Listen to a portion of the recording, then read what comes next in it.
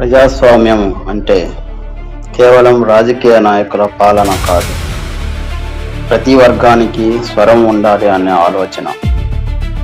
అందుకే భారత రాజ్యాంగం శాసన మండలిలో టీచర్లకు ప్రత్యేక ప్రాతినిధ్యం ఇచ్చింది. టీచర్ ఎమ్మెల్సీ అంటే ఒక రాజకీయ పదవి కాదు, విద్యా వ్యవస్థకు ఒక రాజ్యాంగ హక్కు. రాజ్యాంగంలోని ఆర్టికల్ 169 ప్రకారం కొన్ని రాష్ట్రాలలో లెజిస్లేటివ్ కౌన్సిల్ ఏర్పాటు చేశారు. అందులో 1/12 వంతు సభ్యులను టీచర్లే ఎన్నుకుంటారు. ఎందుకంటే విద్య గురించి నిర్ణయాలు తీసుకునే చోట విద్యపై అనుభవం ఉన్న వాళ్ళ గొంతు ఉండాలి కదా. టీచర్ ఎమ్మెల్సీల అసలు బాధ్యత ఏమిటి? ఉపాధ్యాయుల సమస్యలను ప్రభుత్వానికి వినిపించడం, విద్యా విధానాలపై నిపుణుల అభిప్రాయాలు ఇవ్వడం, అసెంబ్లీలో చేసే తొందరపాటు నిర్ణయాలను ప్రశ్నించడం.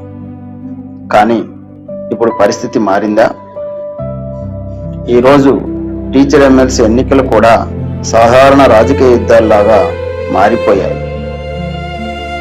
పార్టీ మద్దతు, రాజకీయ ప్రచారం, పబ్లిక్ ఇమేజ్ ఇవి ఇప్పుడు ఎక్కువ ప్రభావం చూపుతున్నాయి. అంటే టీచర్ ఎమ్మెల్సీలకు ప్రాధాన్యత తగ్గిపోయిందా అంటే కాదనే చెప్పాలి.